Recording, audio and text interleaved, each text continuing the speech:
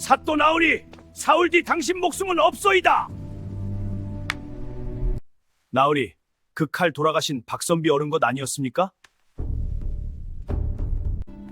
무릎 꿇으라 하셨습니까? 눈먼 거지가요?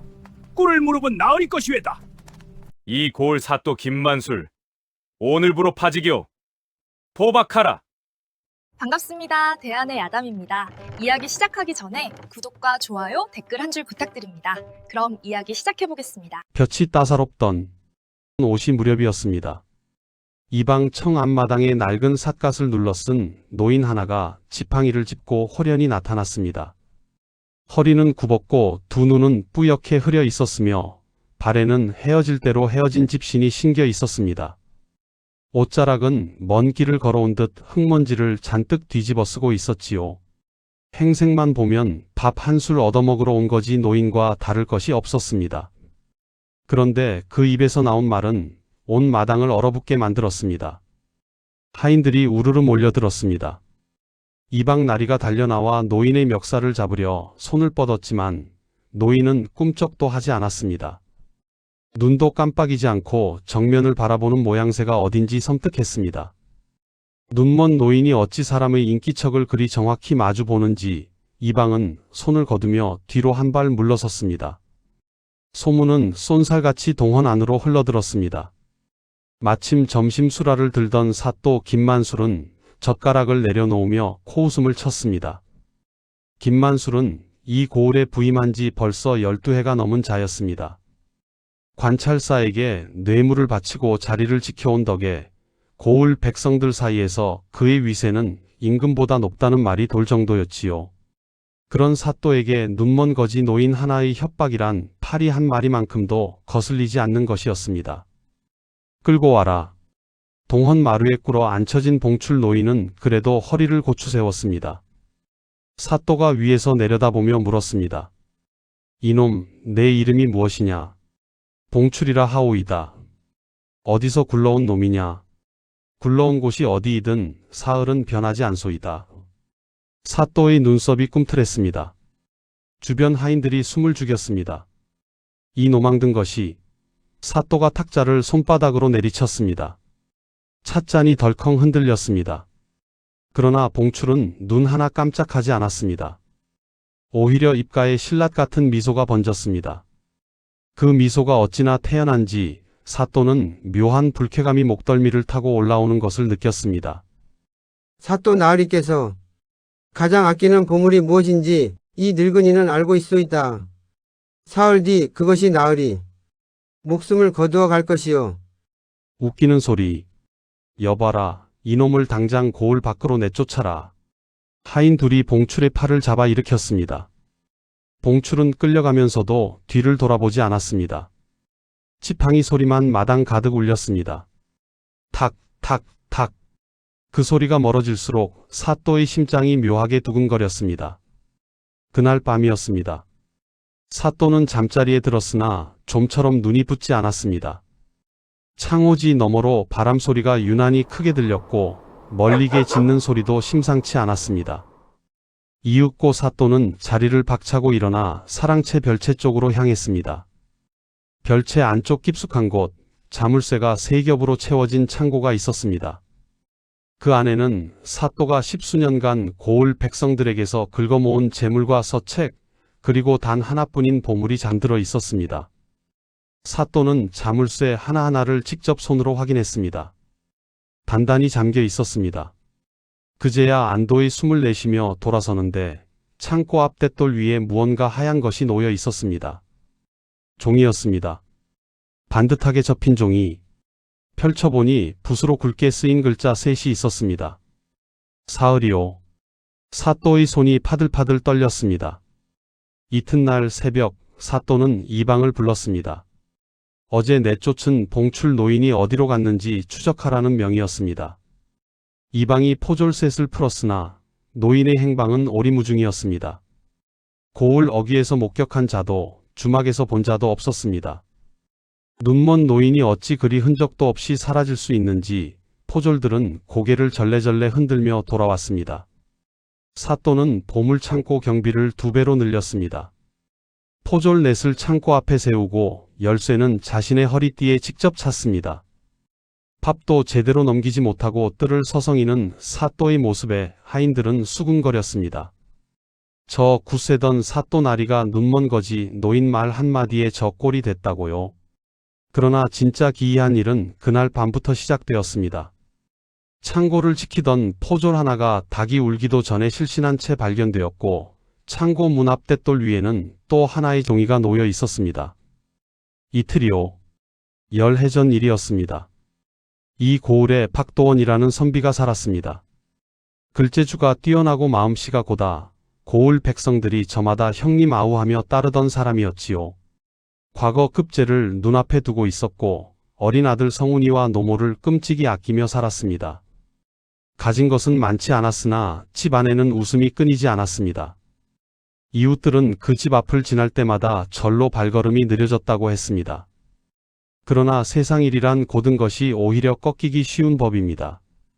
박도원은 고을 수령이 백성의 곡식을 빼돌리는 현장을 목격하고 말았습니다. 당시 사또는 지금의 김만술 바로 그 자였습니다. 박도원은 상부에 고발장을 올렸고 김만술은 손을 썼습니다. 나흘이 지나지 않아 박도원에게 역모를 꾸몄다는 누명이 씌워졌습니다. 재판은 사흘 만에 끝났습니다. 아니, 끝난 것이 아니라 끝내버린 것이었습니다.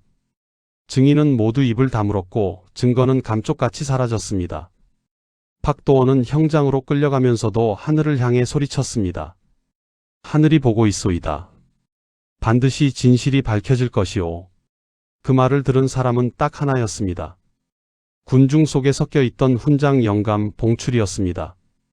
그는 박도원의 오랜 벗이었습니다. 20년 넘게 한 마을에서 그를 가르치며 살아온 조용하고 고집스러운 선비였지요. 봉출은 그날 박도원이 처형되는 장면을 두 눈으로 똑똑히 목격했습니다.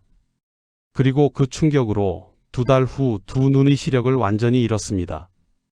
박도원이 처형된 뒤 그의 노모와 어린 성우는 관아로 끌려갔습니다. 노모는 관비로, 성우는 관노로 전락했습니다. 겨우 6살이던 아이가 관아 마당에서 울부짖는 모습을 봉출은 지팡이를 짚고 먼발치에서 들었습니다. 볼 수는 없었으나 들을 수는 있었습니다. 그 울음소리는 이후 10년 동안 봉출의 귀에서 사라지지 않았습니다. 봉출은 그날 밤 박도원의 집에 몰래 들어갔습니다. 손으로 더듬어 찾아낸 것은 박도원이 아끼던 칼 하나였습니다. 과거 급제를 하면 차겠노라 벼르던 선비의 기계가 담긴 칼이었지요. 봉출은 그 칼을 품에 안고 고을을 떠났습니다. 언젠가 반드시 돌아오겠다는 다짐 하나를 가슴에 새기고서요. 봉출이 떠나 있는 동안 성우는 관아 마당을 쓸고 물을 깃는 관노의 삶을 살았습니다. 노모는 성훈이 10살이 되던 해에 세상을 떠났습니다. 관비 생활의 고단함을 이기지 못한 것이었습니다. 성우는 어미의 시신을 제대로 묻어줄 힘도 없었습니다. 관아 뒤 언덕에 작은 봉분 하나를 만드는 것이 전부였지요.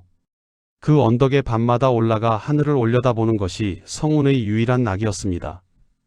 아버지가 처형되던 날 외쳤다는 말을 노모에게 들었고 성훈은 그 말을 마음속에 새겼습니다. 하늘이 보고 있소이다. 반드시 진실이 밝혀질 것이오. 그 말만이 성훈을 버티게 했습니다. 봉출이 다시 이 고을로 발걸음을 돌린 것은 성훈이 16이 되던 해였습니다. 그러나 곧장 관아로 들이닥치지는 않았습니다. 눈먼 몸으로 혼자 싸워서는 이길 수 없다는 것을 봉출은 알고 있었습니다. 그는 먼저 성훈을 찾아냈습니다. 관아 담장 너머로 지팡이를 두드리며 낮은 목소리로 불렀습니다.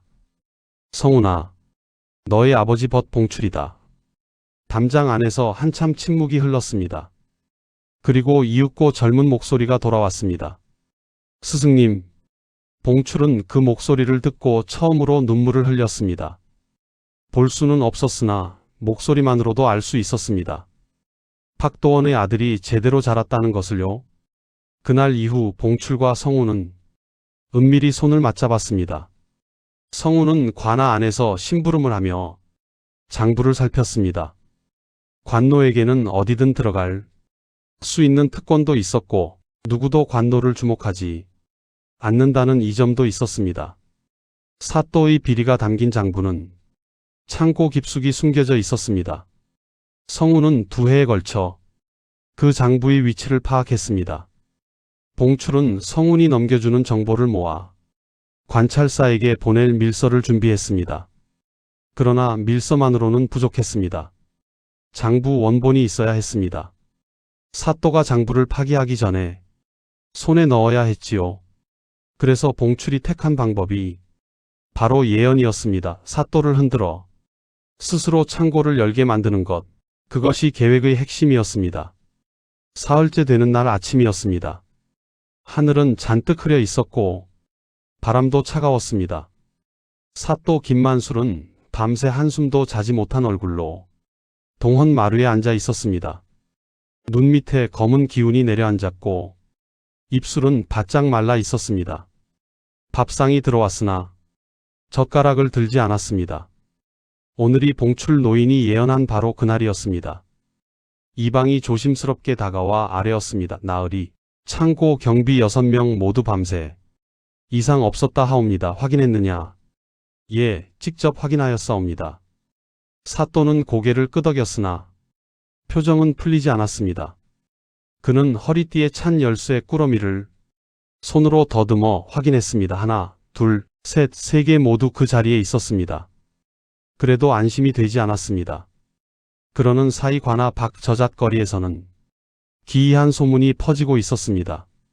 어젯밤 관아 담장 위로 흰 그림자가 넘어가는 것을 보았다는 자가 있었습니다. 눈먼 노인이 지팡이도 없이 담장을 훌쩍 뛰어넘었다는 것이었습니다. 어떤 이는 관아 우물가에서 낯선 낮은 웃음소리를 들었다고 했습니다. 소문이 소문을 낳아 점심 무렵에는 봉출 노인이 저승사자와 한패라는 말까지 돌았습니다. 저잣거리 한쪽 주막 처마 밑에는 봉출 노인이 태연하게 앉아 식은 밥 한 그릇을 먹고 있었습니다. 지팡이를 옆에 세워두고 천천히 숟가락을 놀리는 모양새가 세상 근심 하나 없는 사람 같았습니다. 주막 주인 여인은 그 노인을 흘끔흘끔 보면서도 밥값을 받기가 겁이 났는지 아무 말도 하지 못했습니다. 오시가 지날 무렵이었습니다. 관아 하인 막동이 창고 쪽을 지나다가 이상한 것을 발견했습니다. 경비 포졸들이 창고 앞에 서 있는 것은 여느 때와 같았으나 창고 문 아래 틈새로 낯선 보따리 하나가 삐죽 나와 있는 것이었습니다. 막동은 고개를 갸웃거리며 포졸에게 물었습니다. 저게 언제부터 저리 있었소? 포졸이 뒤를 돌아보더니 화들짝 놀랐습니다. 분명 조금 전까지는 없던 것이었습니다. 막동이 손을 뻗어 보따리를 끌어당겼습니다. 낡은 배 보자기가 풀리면서 안에 든 물건이 드러났습니다. 칼집에 꽂힌 칼 한 자루였습니다. 칼집에는 희미하게 글자가 새겨져 있었습니다. 막동의 얼굴이 새하얗게 질렸습니다. 나으리, 그 칼 돌아가신 박선비 어른 것이 아니었습니까? 막동의 목소리가 떨렸습니다. 사또에게 칼을 바치는 손도 덜덜 흔들렸습니다. 사또는 칼집을 낚아채듯 받아들었습니다. 손가락으로 칼집을 더듬어 글자를 확인하는 순간 그의 얼굴색이 변했습니다. 10년 전 자신이 영모로 몰아죽인 박도원. 그자의 칼이 틀림없었습니다. 이놈을 누가 여기에 갖다 놓았느냐. 사또의 목소리가 동헌 마당 가득 울렸습니다. 포졸들이 일제히 엎드렸습니다. 아무도 보지 못했다는 대답뿐이었습니다. 사또는 두 눈이 충혈된 채 이방에게 고함을 질렀습니다. 봉출이 그놈을 당장 잡아들여라. 살아서든 죽어서든 내 앞에 끌고 와. 포졸들이 고을 전체로 흩어졌습니다. 저잣거리, 주막, 성문, 어기, 논두렁까지 뒤졌습니다. 그러나 봉출은 이미 주막 처마 밑자리를 비운 뒤였습니다. 주막 주인 여인에게 물으니 조금 전까지 있었는데 어디로 갔는지 모르겠다는 대답뿐이었습니다. 밥값도 받지 않고 스스로 놓고 갔다며 엽전 두 잎을 내밀었습니다. 포졸 하나가 성문 밖 갈대밭 쪽으로 달려가다가 발걸음을 멈췄습니다. 갈대 사이에서 지팡이 소리가 들렸기 때문입니다. 탁, 탁, 탁 분명한 소리였습니다. 포졸이 갈대숲으로 뛰어들었으나 안은 텅 비어 있었습니다. 지팡이 소리만 멀리서 메아리처럼 울려 퍼졌습니다. 해가 기울기 시작할 무렵 사또는 더 이상 버티지 못하고 창고로 향했습니다. 자신의 눈으로 직접 확인해야 마음이 놓일 것 같았습니다. 포졸 6이 뒤를 따랐습니다. 자물쇠 셋을 하나씩 풀고 삐걱이는 문을 열었습니다. 어둑한 창고 안으로 석양빛이 비스듬히 들어왔습니다. 그 순간이었습니다. 어둠 속에서 인기척이 났습니다. 사또가 눈을 부릅뜨고 안을 들여다보는데 창고 한쪽 구석에서 무언가를 가슴에 꼭 안은 젊은 사내가 천천히 몸을 일으켰습니다. 사내의 손에는 두툼한 장부, 한 묶음이 들려 있었습니다. 사내는 사또를 정면으로 바라보며 입을 열었습니다. 저를 기억하시겠습니까? 나으리 박성훈이라 하옵니다. 사또의 입에서 신음 같은 소리가 새어나왔습니다. 박성훈 10년 전 역적으로 몰아죽인 박도원의 아들 관도로 끌려와 마당을 쓸던 그 아이가 이제 눈빛이 서늘한 청년으로 사또의 눈앞에 서 있었습니다. 가슴에 아는 장부에는 사또가 10년간 저질러온 온갖 비리가 낱낱이 기록되어 있었습니다.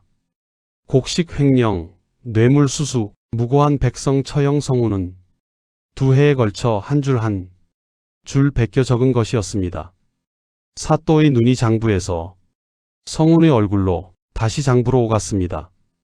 뒤에 선 포졸들도 굳어버린 채 아무 말이 없었습니다. 창고 안에 긴 침묵이 흘렀습니다. 그 침묵을 깬 것은 사또였습니다. 저놈을 잡아라. 포졸들이 성운에게 달려들었습니다. 성운은 장부를 가슴에 꼭 끌어안은 채 뒤로 물러섰습니다. 창고 안은 좁았고 포졸은 넷이었습니다. 빠져나갈 틈이 없었습니다. 성운의 발뒤꿈치가 창고 뒷벽에 닿았습니다. 포졸 하나가 팔을 잡아챘고 다른 하나가 장부를 빼앗으려 손을 뻗었습니다. 그 순간이었습니다. 창고 문 밖에서 지팡이 소리가 울렸습니다. 탁, 탁, 탁 느리고 또렷한 소리였습니다. 포졸들이 일제히 고개를 돌렸습니다. 문 앞에 삿갓을 눌러쓴 봉출, 노인이 지팡이를 짚고 서 있었습니다. 이쪽을 바라보는 뿌연, 두 눈이 어찌된 일인지 정확히 성운의 방향을 향해 있었습니다. 성운아, 다치지 않았느냐? 사또가 손가락으로 봉출을 가리키며 고함을 질렀습니다. 저놈도 잡아라. 당장. 포졸 둘이 봉출을 향해 달려들었습니다. 봉출은 피하지 않았습니다. 다만 지팡이를 가로로 들어 올려 달려드는 포졸의 발목을 가볍게 걸었습니다. 포졸 하나가 앞으로 고꾸라졌습니다. 다른 하나가 멱살을 잡으러 손을 뻗었으나 봉출은 몸을 살짝 틀어 그 손을 피했습니다. 오랜 세월 눈 없이 살아온 몸이었습니다. 귀와 피부로 세상을 읽는 법을 이미 체득한 몸이었지요. 사또는 그 광경을 보며 뒷걸음질 쳤습니다. 눈먼 노인이 포졸을 따돌리는 모습이 도무지 이해가 되지 않았습니다. 등골이 서늘해졌습니다. 잠시 후 봉출은 포졸들 사이에 붙잡혔습니다. 둘이 양팔을 잡아 꼼짝 못하게 했습니다.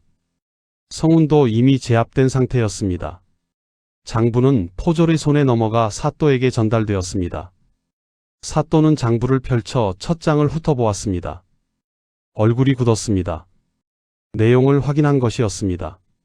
이것을 어디서 구했느냐? 성운이 고개를 들어 사또를 바라보았습니다. 눈빛이 흔들리지 않았습니다. 나으리 창고 안에 있었습니다.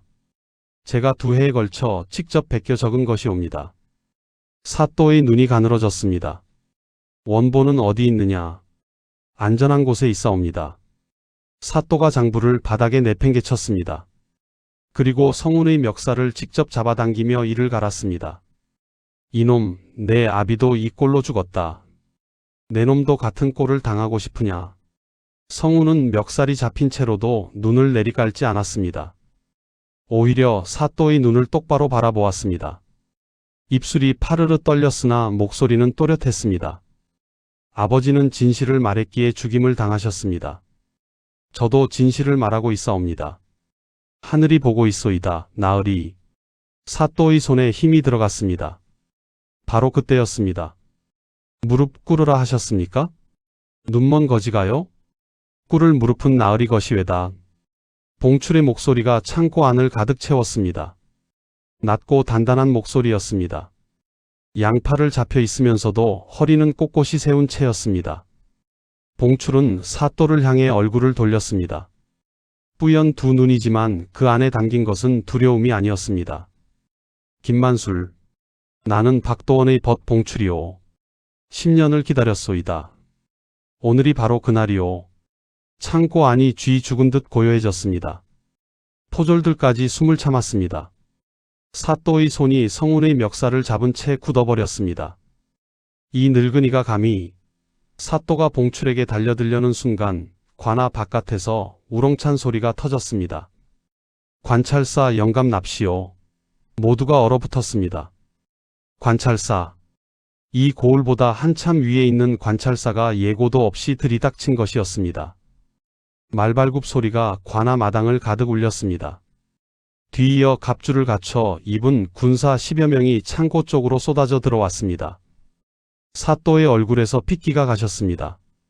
다리가 후들거렸습니다. 봉출이 입가에 신랏 같은 미소를 지었습니다. 관찰사가 말에서 내렸습니다. 나이 지긋한 얼굴이었으나 눈빛은 날카로웠습니다. 창고 앞에 선 봉출을 보자 고개를 한번 끄덕였습니다. 서로 아는 사이임이 분명했습니다. 봉출이 먼저 입을 열었습니다. 늦으셨습니다, 나으리. 관찰사가 낮게 웃었습니다. 밀서를 받고 오는데 사흘이 걸렸소. 미리 보낸 것이 이 사흘 예언이었던 모양이구려. 봉출은 대답 대신 지팡이를 한번 바닥에 짚었습니다. 탁! 그 소리가 이번에는 어딘지 홀가분하게 들렸습니다. 사또 김만술은 그 자리에 무릎이 꺾였습니다. 스스로 꺾인 것이었습니다. 관찰사의 군사들이 창고 안을 사사치 뒤졌습니다. 사또가 숨겨두었던 원본 장부가 발견되었습니다. 곡식 횡령 수량, 뇌물수수 내역, 무고한 백성 처형 기록이 빼곡히 적혀 있었습니다. 박도원의 이름 석자도 거기에 있었습니다. 영모 누명을 씌운 경위가 사또 본인의 필체로 적혀 있었지요. 성운은 군사들이 장부를 꺼내는 것을 지켜보았습니다. 눈에 눈물이 맺혔습니다. 그러나 흘리지는 않았습니다. 아직 끝나지 않았다는 것을 알았기 때문입니다. 봉출이 성운의 어깨 쪽으로 손을 뻗어 가만히 얹었습니다. 볼 수는 없었으나 손바닥으로 전해지는 온기만으로도 충분했습니다. 이 고을 사또 김만술, 오늘부로 파직이오. 포박하라. 관찰사의 목소리는 조용했으나 무거웠습니다. 동헌 마루 위에서 내려진 한마디였습니다. 군사 둘이 김만술의 양팔을 잡아 포승줄로 묶었습니다. 12해 동안 이 고을 하늘 아래 임금처럼 군림하던 사또가 두 손이 등 뒤로 묶인 채 고개를 떨구었습니다. 동헌 마당에 모여든 하인들과 포졸들은 그 광경을 말없이 바라보았습니다. 마당 한쪽에서 관노로 끌려온 지 10년이 된 성운이 그 모습을 지켜보았습니다. 어릴 때부터 그 위세에 짓눌려 살아온 사또가 포박되는 장면이었습니다. 성운의 눈에서 마침내 눈물 한 줄기가 흘러내렸습니다. 소리 없이 흘렀습니다. 아버지 박도원이 형장으로 끌려가던 날 이후 처음으로 흘리는 눈물이었습니다. 관찰사는 장부를 직접 손에 들고 내용을 확인했습니다. 읽어 내려갈수록 미간이 좁아졌습니다. 곡식 횡령만도 10해치가 기록되어 있었고 뇌물수수 목록에는 이 고을 양반들의 이름이 줄줄이 적혀 있었습니다. 그리고 마지막 장에는 박도원에게 영모 누명을 씌운 경위가 상세히 기록되어 있었습니다. 김만술이 직접 작성한 것이었습니다. 관찰사가 장부를 덮으며 봉출 노인을 바라보았습니다. 이것을 어떻게 손에 넣었소? 봉출이 대답했습니다. 성운이가 2해에 걸쳐 베꼈고 원본은 하늘이 지켜주었습니다. 관찰사는 잠시 말이 없었습니다. 이윽고 천천히 고개를 끄덕였습니다. 관찰사는 성운을 동헌 마루 앞으로 불렀습니다. 성운이 다가서자 관찰사가 물었습니다. 내 아비 이름이 박도원이냐? 그러하옵니다. 억울하게 죽었음이 이 장부에 적혀 있다. 관하에서 공식으로 무죄를 선고할 것이다. 늦었으나 이것이 국가가 할 수 있는 일이다. 성우는 두 손을 모아 깊이 머리를 숙였습니다. 오래도록 숙인 채로 있었습니다. 봉출이 그 곁에서 지팡이를 짚고 서서 가만히 기다렸습니다. 동헌 마당에 바람 한 줄기가 지나갔습니다. 마당 가장자리 은행나무 잎이 흔들렸습니다. 김만술은 그날로 관아 포도청에 압송되었습니다. 함께 뇌물을 주고받은 고을 양반셋도 줄줄이 잡혀갔습니다. 관아 창고에서 나온 재물은 목록을 작성하여 고을 백성들에게 돌려주기로 했습니다. 수십 년 묵은 체증이 내려가듯 관아 마당에 모인 백성들 사이에서 웅성거림이 일었습니다. 처음에는 조용하다가 이윽고 여기저기서 터지는 울음소리가 섞였습니다.